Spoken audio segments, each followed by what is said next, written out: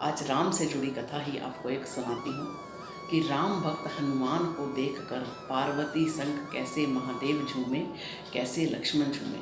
जब राम जी अयोध्या से अब वनवास काटकर अयोध्या में अपना राजपाट संभाल रहे थे, तो एक दिन भगवान शिव ने पार्वती को कहा कि भगवान राम जो हैं अपने राजपाट को संभाल रहे हैं, चलकर जाकर उनके दर्शन भी करने चाहिए, उनसे मिलना भी चाहिए और उनका हालचाल भी पूछना चाहिए। माता पार्वती को क्या चाहिए था, वो भी तैयार हो गई और भगवान शिव जो हैं भगवान राम के दरबार में, उनके महल में पहुँचे। तो भगवान राम बड़े खुश हुए और माता जानकी भी बड़ी खुश हुई कि माता पार्वती उनसे मिलने आई हैं। तो भगवान शिव और पार्वती बात कर रहे थे भगवान राम से। उन्होंने पूछा, अरे आपका भक्त हनुमान यहाँ नज़र नहीं आ रहा, वो कहाँ है? माता जानकी खाना बनाने चली गई। तो भगवान राम ने कहा वो वन में है, वो वन में विश्राम कर रहा होगा या वहाँ बैठा होगा, आप जाकर वहाँ पर उससे मिल सकते हैं। तो भगवान शिव जो हैं उद्यान में चले गए।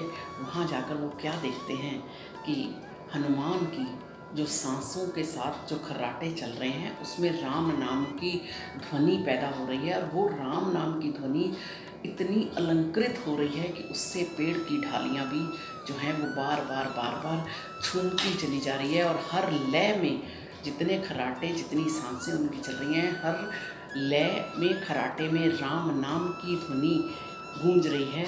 पार्वती जी भी वहाँ पहुँच गई। तो शिव और पार्वती हनुमान जी को अद्भुत रूप से उस अद्भुत दृश्य को निहारने लगे, क्योंकि पेड़ों की डालियाँ भी वो राम नाम का सिमरन सुनकर झूम रही थी। उनको देखते देखते भगवान शिव जो है वो भी मदहोश हो गए, वो भी राम नाम की धुन के साथ नृत्य करने लगे। माता पार्वती भी राम राम कहते नाचने लगे और ऐसी झनकार देखकर, ऐसा अलंकरण देखकर स्वर्ग के सब देवता बड़े प्रसन्न हो गए। वो भी ऊपर से राम नाम की धुन में मस्त हो गए। आप सोचिए, जब किसी की सांसों के साथ राम नाम की धुन चल रही हो तो प्रभु क्यों मस्त नहीं होंगे। तो भगवान शंकर तो मिलने ही भगवान राम को आए थे और जब वो राम नाम की धुन सुनी तो माता पार्वती और भगवान शिव और जो बाकी देवतागण थे वो उस राम नाम की धुन में इतने सुदबुद हो गए, उनको ध्यान ही नहीं रहा कि माता जानकी उनको ये ध्यान ही नहीं रहा कि माता जानकी उन सब के लिए खाना बना कर बैठी हैं। जब माता जानकी ने भगवान राम से पूछा कि आपके अतिथिगण कहाँ गए, वो बोले कि वो तो बाग में हनुमान जी को मिलने गए थे, तो अब तो संध्या होने आई और वो अभी तक आए नहीं हैं। तो भगवान राम और माता जानकी जो हैं वो भी उद्यान में वहाँ पहुँचते और वहाँ का नज़ारा देखकर खुद भी राम नाम में झूमने लग गए। और भोजन ग्रहण करने का जो था वो सब जो है बीच में ही रह गया। तो वो जब बगीचे में पहुँचते हैं तो राम नाम की धूम मची है, हनुमान जी सोए हैं, खर्राटों से उनका राम नाम निकल रहा है।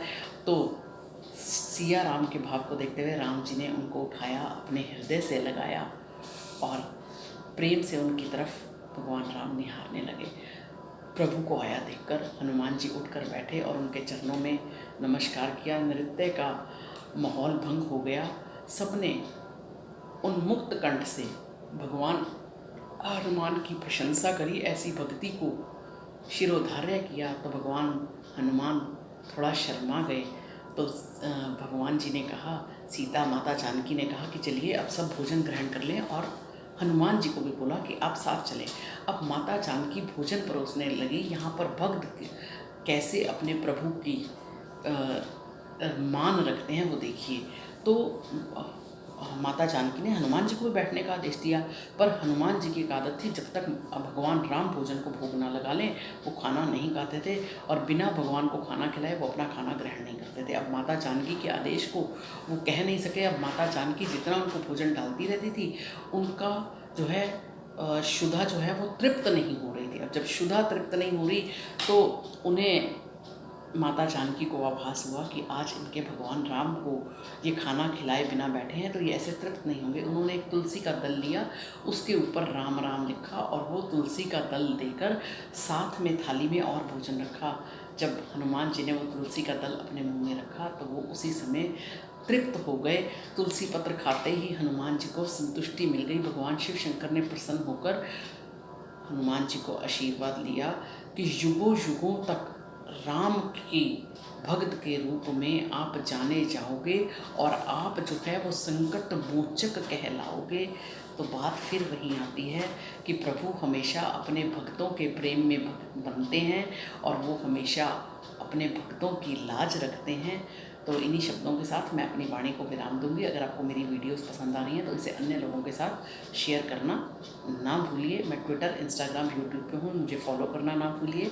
और मोटिवेशनल थॉट्स पढ़ने हैं तो drrenuarora.in पर जाकर आप